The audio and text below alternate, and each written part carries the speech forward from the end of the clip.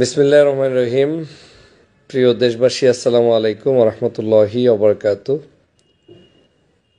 আপনারা জানেন যে আমাদের প্রিয় শায়েখ ডক্টর মিজানুর রহমান আজহারি সাহেব, উনি আমাদের বাংলাদেশের অত্যন্ত গুরুত্বপূর্ণ একজন ব্যক্তি, জাতীয় ব্যক্তিত্ব, ইসলামিক স্কলার।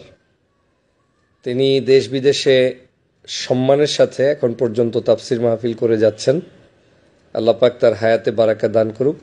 আমি আপনাদেরকে প্রতিদিন প্রতিটা মাহফিলের পরেই একটা ছোট্ট আপডেট দেওয়ার চেষ্টা করি। সেই জায়গা থেকে আজকের সিলেটের মাহফিল পরবর্তী আপডেট অত্যন্ত গুরুত্বপূর্ণ। কি হয়েছে এই মাহফিলে, কেমন হয়েছে এই মাহফিল, কি ঘটেছে এই মাহফিলে, কেমন হয়েছে এই মাহফিল, এই সব বিষয়ে একটু বিস্তর আলোচনা থাকবে।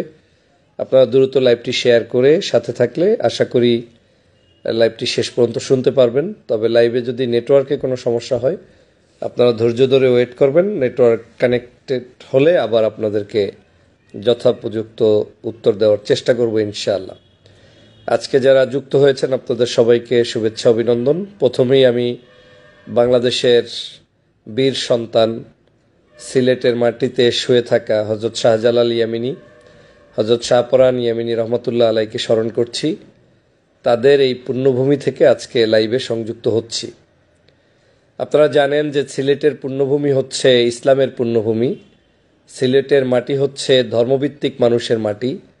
সিলেটে কখনোই গৌরব গোবিন্দ থেকে শুরু করে কারো কোনো ষড়যন্ত্র সিলেটের মাটিতে বাস্তবায়িত হয়নি।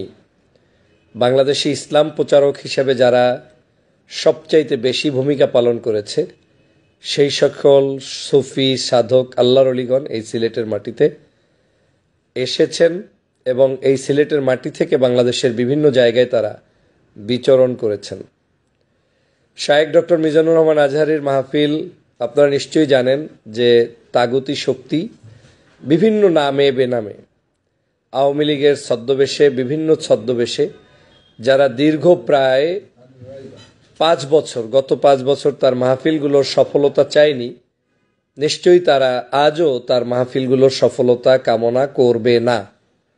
সে ব্যক্তি আওয়ামী লীগ অথবা নাস্তিক্যবাদী দালাল অথবা ধর্ম কর্মের বিরুদ্ধাচরণকারী ব্যক্তি কখনোই চাবে না যে কোনো ইসলামিক স্কলারের প্রোগ্রাম সুন্দর হোক।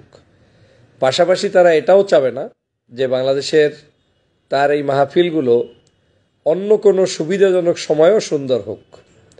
তো সে কারণে বিভিন্ন ষড়যন্ত্র, বিভিন্ন ধরনের মানুষের বিভিন্ন মিথ্যাচার, অন্যায়, জুলুম, এই ধরনের কার্যক্রমে ইসলামিক স্কলারদের উপরে চলমান থাকবে। তার একটা অংশ হিসেবেই আজহারি ভাইকে নিয়েও বিভিন্ন ষড়যন্ত্র চলমান রয়েছে। আল্লাহর শুকরিয়া আদায় করে বলছি, আমি নিজ চোখে এসে দেখলাম বাংলাদেশের অন্যতম একটি সেরা শহর এই সিলেটের পুণ্যভূমিতে কত লক্ষ মানুষ হয়েছে আমি সেটা গুণে বলতে পারবো না, বা আমার কাছে সেটার মাপকাঠি নাই। কিন্তু আমি যেটা শুনতে পেরেছি এখানে এসে, আমার এখানের বন্ধুবান্ধব, পরিচিত মহল, তাদের প্রত্যেকের বক্তব্য থেকে স্পষ্ট হয়েছে যে সিলেটের ইতিহাসে এত বড় মাহফিল তারা কখনো দেখেন নাই, এত বড় সভা সমাবেশও তারা দেখেন নাই। সেটা রাজনৈতিক সমাবেশ হোক কিংবা কারো কোনো জানাজা হোক কিংবা কোনো বড় আয়োজন হোক, অত্যন্ত গুরুত্বপূর্ণ একটা অনুষ্ঠান তারা এখানে করেছে। এবং এত মানুষ, যে মানুষদেরকে সমাগম হওয়ার পরে তাদেরকে নিয়ন্ত্রণ করা, এটা কোনোভাবেই সম্ভব নয়, কোনোভাবে সম্ভব নয়। নিজ চোখে দেখেছি তো সেজন্য বলছি। অনেক সময় মিডিয়াতে আপনারা এক ধরনের দেখেন, দেখলে একরকম মনে হয়, আর নিজ চোখে দেখলে আর একরকম মনে হয়। আমি মাহফিলের শুরুতে বলতে চাই, মাহফিলের আয়োজন ছিল অত্যন্ত সুশৃঙ্খল, মাহফিলের ব্যবস্থাপনা ছিল অত্যন্ত সুশৃঙ্খল, মাহফিলের আলেম ওলামাদেরকে রিসিভ করা থেকে শুরু করে তাদের জনসংখ্যা যারা এখানে উপস্থিত হয়েছেন তাদের কার্যক্রম ছিল অত্যন্ত সুশৃঙ্খল, এবং মাহফিলের প্রত্যেকটি কার্যক্রমই ছিল একেবারে আবেদনময়ী, সৌন্দর্যতায় ভরপুর। আমি সে কারণে সিলেটবাসীকে আবারও ধন্যবাদ জানাই। এবং আরেকটি বিষয় লক্ষণীয় ছিল যে মাহফিলে টাইম টু টাইম যে যখন যেটা বলতে চেয়েছে সেই টাইমেই সে এখানে এসেছে। আরও ভালো লাগার জায়গা ছিল মাহফিলে সময় মতো তাদের জোহরের নামাজ, আসরের নামাজ, মাগরিবের নামাজ, এশার নামাজ, তারপরে তাদের তেলাওয়াত, তাদের সঙ্গীত, তাদের আবৃত্তি এবং একটি নির্দলীয় নিরপেক্ষ সুন্দরতম পরিবেশে মাহফিলটি অনুষ্ঠিত হয়েছে, যেখানে আলেমদের কথা বলেছেন, ইসলামিক স্কলারদের বক্তব্য রেখেছেন এবং বক্তব্যগুলো খুব চমকপ্রদ ছিল। সবচেয়ে ভালো লাগার একটি জায়গা ছিল আজহারী সাহেবের বক্তব্যে, সেটা হচ্ছে এই যে তিনি গত মাহফিলে এবং গত মাহফিল ছাড়াও তার দুই একটি বক্তব্যকে কাট পেস্ট করে কিছু ষড়যন্ত্রবাদীরা বাংলাদেশে ছড়িয়ে দিয়েছিল, সে বিষয়টি গতকালকের স্পষ্ট করেছেন এই মাহফিলে। যেমন প্রথম একটি বিষয় স্পষ্ট করেছেন, আমি যেটা বুঝতে পেরেছি, আমি জানি না আমার এই বক্তব্য সত্য মিথ্যা হলে আপনারা ধরিয়ে দিবেন, তার বক্তব্য কানে শুনে যেটা বুঝলাম, যেমন সাম্প্রতিক সময়ে তাকে নিয়ে হয়তো কোনো একটা বক্তব্যের শব্দচয়ন, দলীয় ছাড়া ধর্মীয় শব্দচয়ন, সেটাকে নিয়ে অনেকে বিতর্কিত করছে আলেমদের মধ্যে। কেউ 10 লাখ টাকা তার মাথা কেটে দেওয়ার জন্য বরাদ্দ করেছে। তো সেই জায়গায় উনি তার বক্তব্যে ক্লিয়ার করেছেন পেকুয়া এবং যশোর ছাড়া উনি তো আর কোথাও এখন বক্তব্য দেয়নি।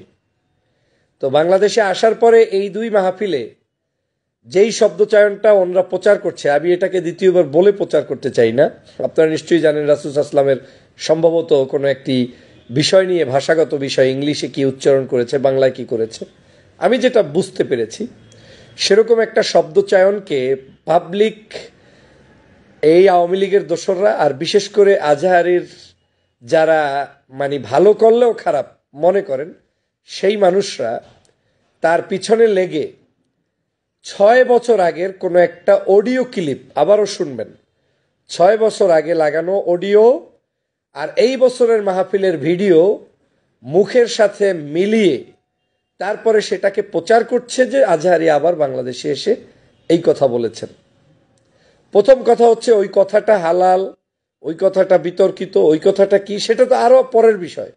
আদৌ সে এবার মাহফিলে এসে বলেছেন কিনা, তো 6 বছর আগে তো কত কথাই তার আমরা শুনেছি, সেগুলো নিয়ে আলোচনা হয়েছে, তর্ক বিতর্ক হয়েছে, আজহারী ভাই নিজের পক্ষ থেকে তিনি তার স্টেটমেন্ট দিয়েছেন, এরপরে তো আর সেই বক্তব্যের কোনো বিষয় থাকে না।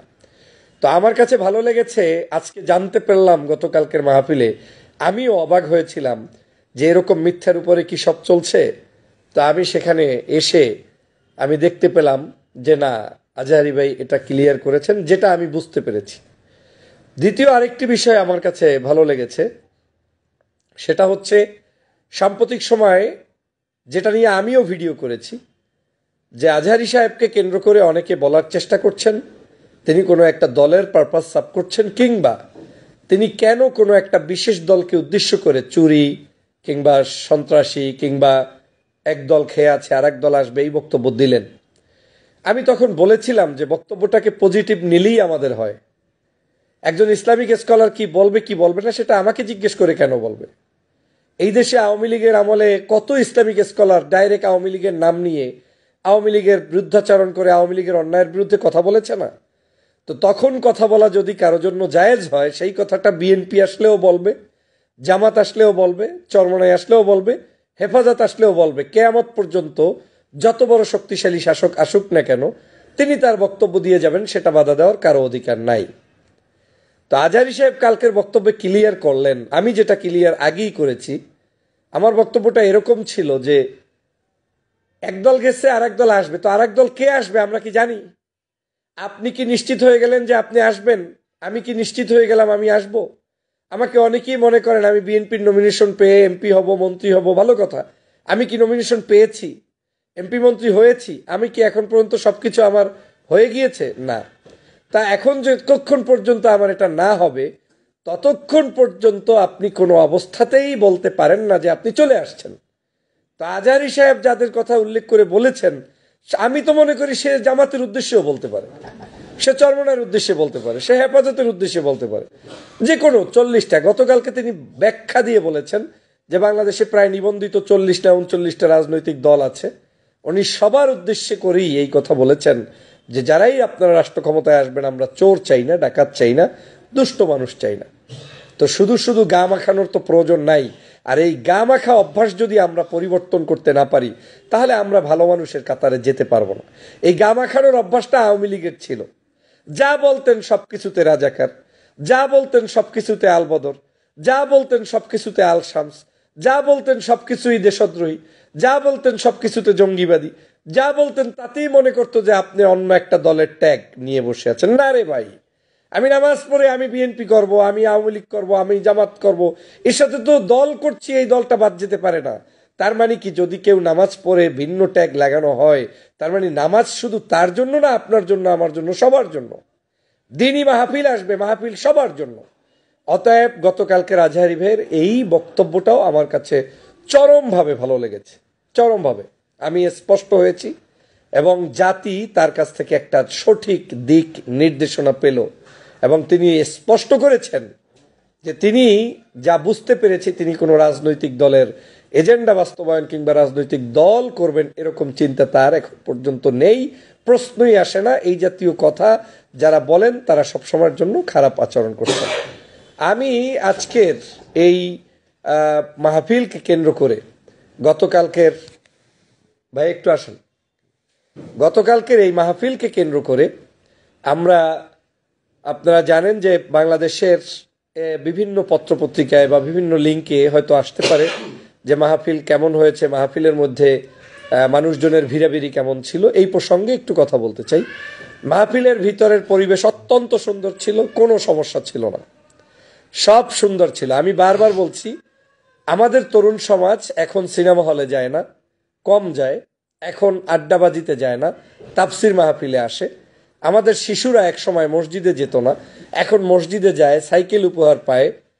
এখন স্বভাবতই আপনার মতো সেই আগের নীরব নিস্তব্ধ পরিবেশটা একটু হলেও বিঘ্নিত হবে, এজন্য যে বর্তমান সময়ের প্রজন্মের ছেলে সন্তানরা তারা একটা পরিবেশ থেকে ভিন্ন পরিবেশে আসে। তো যখন ভিন্ন পরিবেশে আসে, সে ভিন্ন পরিবেশটা তাকে শিখতে যে সময় দরকার, সেটা এখনো আমার যুবকদের হয়ে ওঠেনি। প্রথম মন্তব্য হচ্ছে, মাহফিলগুলোতে এসে যারা একটু কেওয়াজ করার চেষ্টা করে, ছবি তোলার চেষ্টা করে, লাইভ তোলার চেষ্টা করে, আজহারী ভাইকে দেখার চেষ্টা করে, সেই চেষ্টার অংশ হিসেবে সিলেটেও গতকালকের প্রচুর যুবক তরুণদের একটা উৎসাহ উদ্দীপনা ছিল এবং সিলেটবাসীর পক্ষ থেকে দাবি ছিল 9:30টার মধ্যে প্রোগ্রামও শেষ করতে হবে। তো 9:30টার মধ্যে প্রোগ্রাম শেষ করা এবং সেই 9:30টার মধ্যে আলোচনাও শেষ করা, এটা একটু টান মানে পরিস্থিতি ছিল যে আজহারী ভাইয়ের পক্ষে 9:30টার মধ্যে যদি এখন সবাইকে আবার থামাইতে হয়, যারা যারা একটু ওখানে ধরেন শব্দচয়ন বা সাউন্ড ক্রিয়েট করছেন, সেই জায়গায় কোনো অবস্থাতেই সম্ভব ছিল না। এটা হচ্ছে একটা দিক। সেই দিক থেকে আজহারী ভাইয়ের সেই মাহফিলের একেবারে শেষ অংশে তিনি হয়তো চাইলে আর সর্বোচ্চ 5 মিনিট আলোচনা করতে পারতেন। তিনি সেই আলোচনাটার পরিবেশ বিবেচনায় নিয়ে আরো 9:30 বেজে গিয়েছেন, তিনি সেখানে একটা অংশের শেষ পর্যায়ে এসে বলেছেন যে জেনজি, তাহলে তোমাদের কথা মনে থাকবে, আমি তাহলে এখন মুনাজাত করে দিচ্ছি, এবং মুনাজাত করে তিনি এইখান থেকে বিদায় নিয়েছেন। এতটুকুই মাহফিলে সংগঠিত হয়েছে। তবে এটাও ভাবার মানে প্রয়োজন আছে যে আপনাদেরকে মনে রাখতে হবে, আওয়ামী লীগের দোসররা পালায় নাই। আওয়ামী লীগের দোসররা যারা ইসলামের দুশ্মন ছিল, যারা ধর্মের দুশ্মন ছিল, যারা আজহারীর প্রোগ্রামকে নস্যাৎ করতে বিভিন্ন সময়ে সচেষ্ট ছিল, তারা কিন্তু কোনো অবস্থায় এখন পর্যন্ত পূর্ণাঙ্গভাবে পালিয়ে যায় নাই। অতএব কেউ যদি টুপি লাগিয়ে, জুব্বা লাগিয়ে, দাড়ি লাগিয়ে আপনার প্রোগ্রামে এসে অন্য ধরনের কোনো ষড়যন্ত্র করতে চায়, একসময় তো আওয়ামী লীগ অস্ত্রসহ ষড়যন্ত্র করেছে, সরাসরি পুলিশ দিয়ে ষড়যন্ত্র করেছে, মাহফিলকে বানচাল করার জন্য 144 ধারা জারি করেছে। এখন তো আর ওদের হাতে ওই পাওয়ারটা নাই, এখন 144 ধারা জারি করতে পারে না, পুলিশ কথা বললে শোনে না, ওদের কথায় কোনো মানুষ কান দেয় না। এখন করবে কি? এখন করতে পারে একটাই, শয়তানি সুরাত ধারণ করে কোনো জায়গায় ভিন্ন দলের নামে, ভিন্ন মতের নামে, ভিন্ন আদর্শের নামে এই সব পরিবেশ নষ্টের জন্য ঢুকতেও পারে। তবে প্রথম মতামতটাই আমি গুরুত্ব দিচ্ছি, এজন্য আমি যুবকদেরকে এই প্রোগ্রামগুলোতে চাই, তারা আসুক। কিন্তু যুবক ভাইয়েরা, তোমাদের কাছে অনুরোধ, মাহফিলে ভালো পেতে গিয়ে মাহফিলের পরিবেশ যাতে নস্যাৎ না হয়, সেজন্য আমার ব্যক্তিগতভাবে আজকের মাহফিলকে কেন্দ্র করে দু একটি পরামর্শ থাকবে। নাম্বার 1 পরামর্শ হচ্ছে, ইনশাআল্লাহ আগামী দিনগুলোতে, আমি জানি না এই পরামর্শ আমি দিচ্ছি, আয়োজক কমিটি যারা তারা কিভাবে নেবেন তাদের ব্যাপার। প্রথম পরামর্শ হচ্ছে, আপনারা যে মাহফিলগুলো করবেন, মাহফিলের স্টেজের পর থেকে কমপক্ষে 10,000 মানুষ, যেই মানুষরা ওই মাহফিল আয়োজক কমিটির পক্ষ থেকে আয়োজন যারা করছেন, তারা সেখানে সুষ্ঠু সুন্দরভাবে আপনাদের লোকেরাই সেখানে ওয়াজ শোনার জন্য সামনের সারিতে থাকবে। তারা নামাজ পড়বে, তেলাওয়াত করবে, খেচুড়ি খাবে, ঘুমাবে, উঠবে। এক কথায় 2-3 দিন ব্যাপী মাহফিল হলে যেই চরিত্রগুলো থাকে, সেই চরিত্রগুলো আপনারা প্রথম সারির দিকে অন্তত 5-10 হাজার মানুষ যদি এভাবে রাখেন, মিডিয়া কর্মীর পরে যদি আপনারা রাখেন, তাহলে হয় কি, একজন বক্তা এত সাউন্ড হলেও তার আলোচনা করতে অসুবিধা হয় না। পিছনের মানুষগুলোতে তো কত কথাই হয়, রাস্তায় কি সবাই শোনে নাকি? মেলা হয়, দোকানদারি হয়, তো সেই রকম হলে ওয়াইজিনের কথা বলতে কষ্ট হয় না। আর একটা জিনিস মনে রাখবেন, সব ওয়াইজিন সব পরিবেশে কথা বলে না। অনেকে ক্রাউডের মধ্যে লাউডলি কথা বলতে পারে, অনেকে লাউডলি কথা বলতে চায় কিন্তু ক্রাউডের মধ্যে হয় না। তো পরিবেশ এক এক আলোচকের এক এক ধরনের। আমি আমার এই একটা পরামর্শ দিব যে মাহফিলের সামনে স্টেজের পরে অন্তত 5 থেকে 10 হাজার নিজস্ব ভলান্টিয়ার মানুষ, ভলান্টিয়ার না, নিজস্ব প্র্যাকটিসিং ইসলাম যারা, যেমন আপনি একজন চরমনাইপন্থী আলেম, আপনি আজহারি ভাইকে নিয়ে মাহফিল করলেন, আপনার কত মুরিদ আছে তারা সামনে থাকবে। আপনি হয়তো একটু জামাত ঘেঁষা আয়োজক, আপনার কত মানুষ আছে, আপনার লোকজন থাকবে। আপনি হয়তো একটু বিএনপি ঘেঁষা কিংবা ডানপন্থী ঘেঁষা মানুষ, আপনার মানুষজনকে দিয়ে সামনের সারিগুলো থাকলে তখন এই পরিবেশটা সুন্দর থাকবে। এটা আমার একটা পরামর্শ থাকবে এই মাহফিলটাকে সুন্দরভাবে করার জন্য। যদি এটা আপনারা করতে পারেন তাহলে অবশ্যই এই মাহফিলটা সুন্দর হবে এবং আমাদের এই জায়গায় সুন্দরভাবে আমরা করতে পারবো। আরেকটি বিষয় হচ্ছে, আমাদেরকে নিরাপত্তার বিষয়টা মাথায় ভাবতে হবে। এখন থেকে আজহারি ভাইয়ের যাবতীয় প্রোগ্রামগুলোতে আর কোনো ধরনের, এবং আমি নিজের ক্ষেত্রেও দেখেছি যে এটা ক্রাউড আসলে বোঝানো যায় না। যেমন কালকে আমি যখন স্টেজ থেকে নেমেছি, আমার যারা শুভাকাঙ্ক্ষী তারা বলছে, ভাইয়া আপনি এখন যেতে পারবেন না, আপনি ওয়েট করেন, আমাদের ভলান্টিয়াররা আসুক, গাড়ির চাবি আসুক, মানুষজন যাক। কারণ পরিস্থিতিটা হয় কি, ক্রাউডের মধ্যে সবাই আসে সেলফি তুলতে, সালাম দিতে। আমি ব্যক্তিগতভাবে হয়তো অত গুরুত্বপূর্ণ কোনো ব্যক্তি না, আমার জন্য এই সহযোগিতা করাটা অন্যায় না। আমি চাই আমার দর্শক শ্রোতা ভালোবাসার মানুষগুলো আমার সাথে থাকবে, তারা আমার সাথে কথা বলবে, আলিঙ্গন করবে। এই তো একটু কষ্ট করব, আমি তো আর প্রতিদিন সিলেট থাকবো না, প্রতিদিন যশোর থাকবো না, একদিন তাদের জন্য কষ্ট করা, এটা আমি মনে করি আমার জন্য এক ধরনের সুন্নাত হবে। আমি হয়তো ব্যবহার ভালো রাখা, মানুষের সাথে মুআমালাত মুআশারাত সুন্দর করা, এটা রাসূলের আদর্শ, সকল রাজনীতিবিদের আদর্শ হওয়া উচিত। আমি সে চেষ্টাটা করে যাচ্ছি, বাট নিরাপত্তার বিষয়ে আজহারি ভাইয়ের ক্ষেত্রে আরো বড় কিছু কাজ করতে হবে। তবে মজার বিষয় যেটা লেগেছে, সিলেটবাসী এত ভালো, এত আন্তরিক, এত ভালোবাসার মানুষ আমি কল্পনাও করতে পারবো না। আল্লাহ তাদেরকে উত্তম যাজা দান করুক। আমি কালকের সিলেটে আসার পর থেকে, সিলেটের সকালবেলা এসেছি, দুপুরবেলা হয়তো এখানে পৌঁছেছি 12টার দিকে, 12টা থেকে শুরু করে এখন পর্যন্ত সিলেটের মাটিতে এবং সিলেটের মানুষের ভালোবাসায় সিক্ত। তারা সেখানে রাতের থাকা, খাওয়া, ইন্তজাম, গাড়ি, মোটরসাইকেলের বহর, এবং বহরে আমাদের বিশিষ্ট আলেম সমাজ, আমাদের রাজনীতিবিদ, সজ্জন ব্যক্তিত্ব, এই অঞ্চলের সম্মানিত ব্যক্তিত্বরা ছিলেন। সবচেয়ে বড় 2জন ভাইকে আমাকে স্মরণ করতে হচ্ছে। একজন হচ্ছে আলী আমজাদ ভাই, যিনি আমাকে এই সিলেটে বিশেষ করে থাকার ব্যাপারে উৎসাহ প্রদান করেছেন। উনি বলেছেন, আপনি আসেন, আপনার জন্য আমরা সবাই মিলে চেষ্টা করব, আপনি অন্তত একদিন কষ্ট করে থাকেন। মালয়েশিয়ার প্রবাসী ভদ্রলোক আমাকে অত্যন্ত সম্মান জানিয়ে, উনি ওনার সবচেয়ে কাছের মানুষ, যার সম্পর্কে আমি সিলেটে এসে জানতে পারলাম। আমি তার জন্য অশ্রুসিক্ত নয়নে তার জন্য দোয়া করি। মৌলভীবাজার জেলার বড়লেখা সদর ইউনিয়ন উন্নয়ন ফোরামের চেয়ারম্যান জনাব আব্দুর রহমান শাহিন সাহেব, যিনি আমাদের মাঝে উপস্থিত আছেন, আমি তার কমেন্টস নিব। এই শাহিন ভাই কালকে এসে দেখলাম, মনে হয় মাহফিল উনি ইন্তেজামিয়া কমিটির মনে হয় যেন প্রধান, ভাবসাব এমন।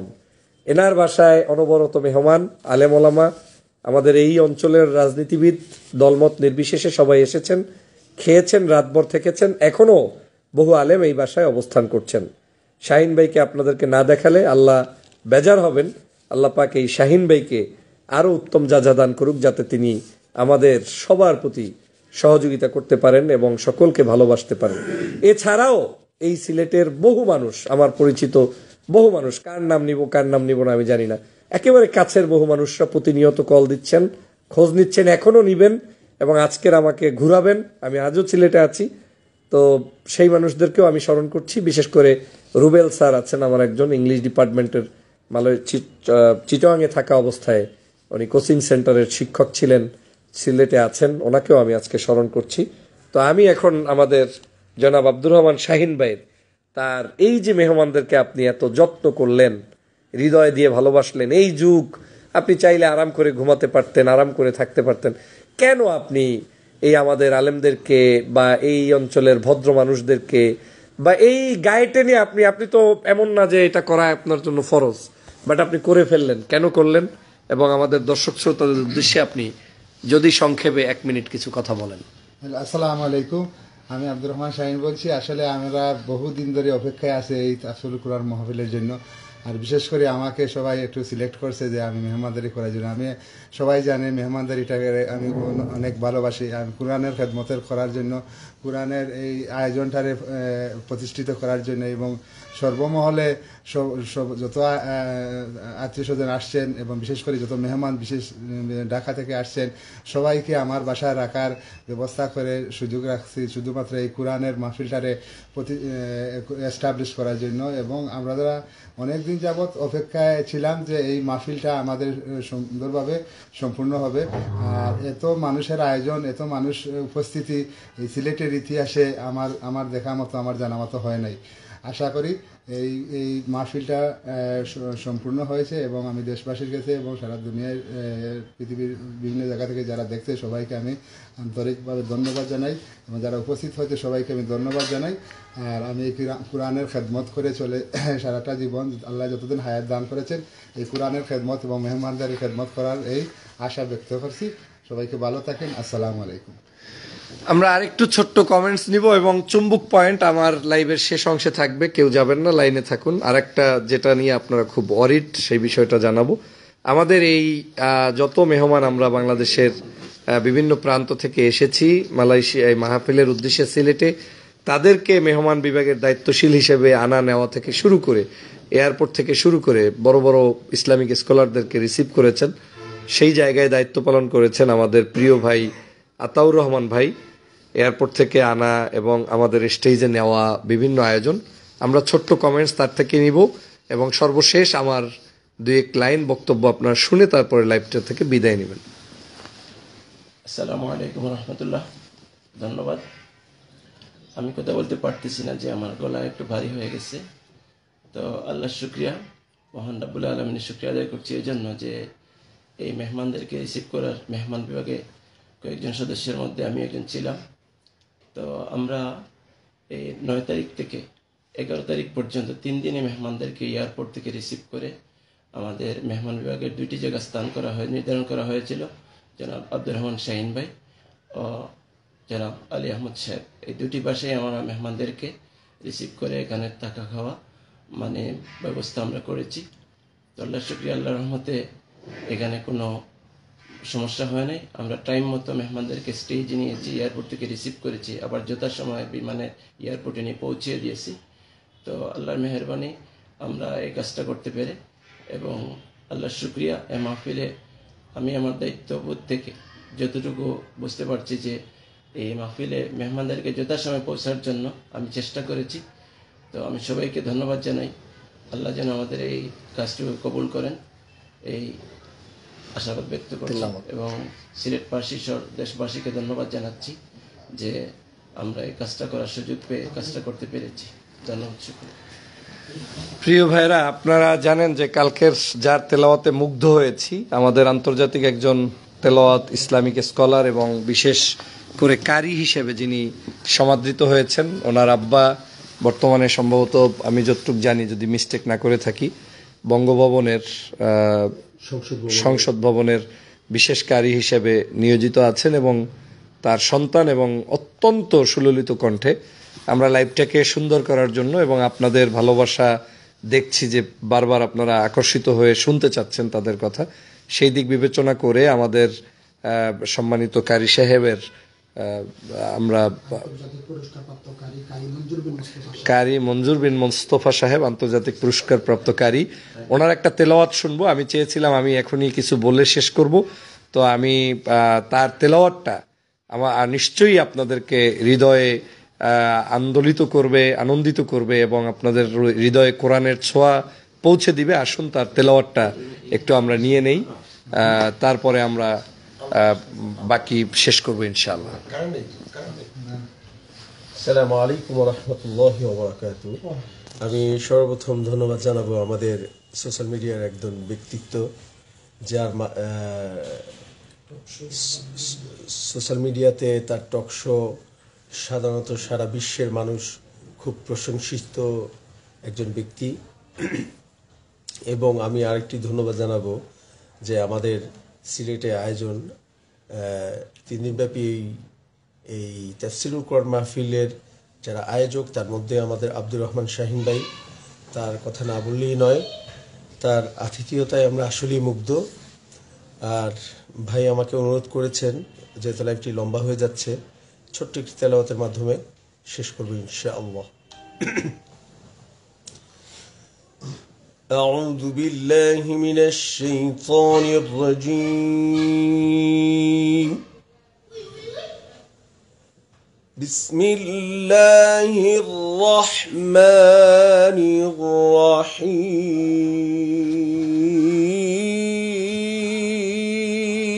الرحيم.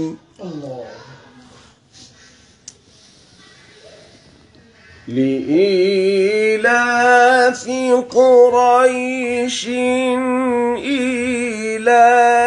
إيلافهم رحلة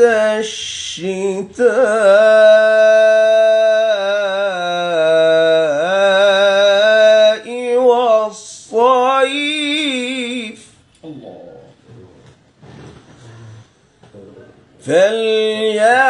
فليعبدوا رب هذا البيت الذي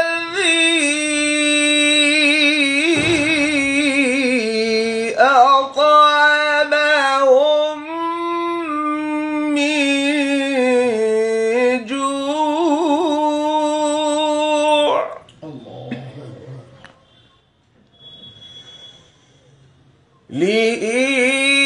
لإيلاف قريش إيلافهم رحلة الشتاء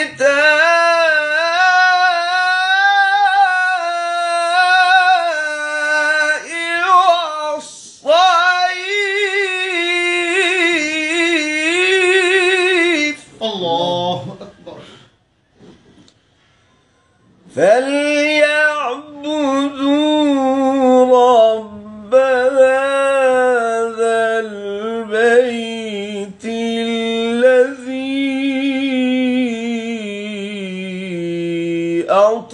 أطعمهم من جوع وآمنهم من خوف. صدق الله العظيم. মারহাবা মারহাবা। আমাদের এখানে অনেক ভাইরা উপস্থিত আছেন, সবাইকে আমাদের পক্ষ থেকে আন্তরিক ধন্যবাদ। আমরা চাইলে লম্বা সময় নিয়ে হয়তো কথা বলতে পারতাম, তো আমি দেশবাসীকে অনুরোধ করব আপনারা আজহারি ভাইয়ের মাহফিল সহ বাংলাদেশের যে কোনো পন্থী, যে কোনো আলেমের মাহফিলগুলোতে যাবেন, হোক সেটা পীরপন্থী, তাবলিগপন্থী, জামাতপন্থী, চরমনাইপন্থী। ইসলাম শুনবেন, দৌড় দিয়ে সেখানে যাবেন, বাজ বিচার করবেন না, শুধু হকপন্থী মানুষদেরকে বাজ বিচার করার চেষ্টা করবেন। এই দাওয়াত আমার থাকবে। ইসলামের বিরুদ্ধে কেউ কথা বলবে এটা সহ্য করবেন না। নিজের দলের লোকও যদি আপনার ইসলামের কোনো একজন শায়েখকে, আলেমকে দুর্বল করার কিংবা তাদেরকে ধ্বংস করার কিংবা তাদের প্রোগ্রাম নষ্ট করার চেষ্টা করে, মনে করবেন তিনি আপনার দলে ঢোকা একজন ষড়যন্ত্রবাজ এবং একজন দুষ্ট এবং শয়তানি আদলের মানুষ। অতএব তাদের ব্যাপারে সতর্ক ভূমিকা পালন করবেন। আর সর্বোপরি আমি বলতে চাই, আমার হয়তো আজহারি ভাইয়ের বাকি 8টা প্রোগ্রাম বাকিগুলোতে যাওয়া সম্ভব নাও হতে পারে। এটা এ কারণে বলছি, আমি এই 3টা মাহফিলই হয়তো আমার শেষ। আমি আগামী প্রোগ্রামটাতে ওই টাইমটাতে হয়তো দেশের বাইরে থাকব। তো আমি খুবই ইচ্ছা ছিল যে আমি আপনাদের সবার একসাথে দেশগুলোও ভিজিট করা হলো, আজহারি ভাইয়ের প্রোগ্রামটাও থাকলাম, এরকম একটা ইচ্ছা আমি মনে মনে নিয়ত করেছিলাম। কিন্তু সম্ভবত সিলেটের প্রোগ্রামই আপাতত আমার শেষ প্রোগ্রাম। এরপরে যদি কোথাও আমি আসতে পারি ইনশাল্লাহ সেটা আপনাদেরকে জানাবো, আসবো। যারা রিকোয়েস্ট করছেন বিভিন্ন এলাকায় বেড়াতে আসার জন্য, আপনাদের জন্য আন্তরিকভাবে দুঃখিত। এর একটা কারণও আছে, আপনারা সবাই দোয়া করবেন। আমার ওয়াইফ এখন প্রেগনেন্ট এবং তার বাচ্চা ইনশাল্লাহ এই মাসের মধ্যে আমাদের একটা নতুন বেবি আসতে পারে। তো সে কারণে আমাকে সম্ভাবনা আছে দ্রুত বাহিরে যাওয়ার, এবং আমার ওয়াইফ ফ্যামিলি এখনও দেশের বাহিরে, তো তাদের সাথে সময় কাটাতে হবে। তো আপনারা সেজন্য দোয়া করবেন। ইনশাআল্লাহ যখন যেখানে আমি যাব এবং আপনাদের ভালো কোনো তথ্য এবং দেশের জন্য, দেশের স্বাধীনতার জন্য, ধর্মের জন্য এবং সমাজ ব্যবস্থা পরিবর্তনের জন্য যখন লাইভে আসবো, সেটা যদি কল্যাণকর হয় গ্রহণ করবেন, অকল্যাণকর হয় সেটাকে ছিঁড়ে নিক্ষিপ্ত করবেন। এই প্রত্যাশা রেখে আজকের সিলেটবাসীকে এই মাহফিলটা সুষ্ঠুভাবে সুন্দরভাবে শেষ করার জন্য, এবং সর্বোপরি আপনারা একটা প্রোগ্রাম হলে 100-তে 100 কোনো দিন সফল হয় না, এবং এটা আল্লাহরই একটা বিশেষ কিছু থাকে। আমি এটা সবসময় দেখেছি যে আল্লাহ পাক কোনো বান্দাকে 100% সফলতা দেয় না এজন্য যে তার মধ্যে ওই পরিমাণ দেমাগ এবং অহংকার এসে যায়। তখন আল্লাহ তাআলা করেন কি, ব্যালেন্স ক্রিয়েট করার জন্য দুর্বল একটা পয়েন্ট রাখবে। যে কোনো আয়োজনে আপনি করবেন, দেখবেন সুন্দর খাবার রান্না করছেন, লবণ একটু বেশি হবে। ওই যাওয়ার পথে কিছু মানুষ বলবে খাওয়া দাওয়া ঠিক আছে, লবণ হয়েছে বেশি। এই লবণ দেওয়ার কারণ হলো ওই যে আপনার মধ্যে যাতে দেমাগিটা না আসে। লক্ষ লক্ষ মানুষের ভিড়ে আজহারি ভাইয়ের মধ্যে দেমাগ না আসে, আমাদের মধ্যে দেমাগ না আসে, সে কারণে ছোট ছোট ত্রুটি বিচ্যুতি এই মাহফিলগুলোতে হবে। এগুলোকে ইসলামের খাতিলে, ধর্মের খাতিলে মেনে নিয়েই কাজ করতে হবে। মনে রাখতে হবে এরা আমাদের বন্ধু। আর ধর্মের দাওয়াতটা তো কঠিন মানুষের কাছেই দিতে হবে। যারা এখানে চিল্লাপাল্লা করবে ওদেরকে আরো বেশি দিতে হবে, কারণ ওদেরকে বুঝাতে হবে ধর্ম কি জিনিস, ইসলাম কি জিনিস। ইসলাম শান্তির ধর্ম, ইসলাম মানবতার ধর্ম। আসুন আমরা সবাই মিলে ঐক্যবদ্ধভাবে আমাদের সকল ছোটখাটো ভুল ত্রুটিগুলোকে ক্ষমা সুন্দর দৃষ্টিতে দেখে এই সকল প্রোগ্রামগুলোকে বাস্তবায়ন করি। ভালো থাকবেন, সুস্থ থাকবেন। আল্লাহ হাফেজ। আসসালামু আলাইকুম ওয়া রাহমাতুল্লাহি ওয়া বারাকাতুহু।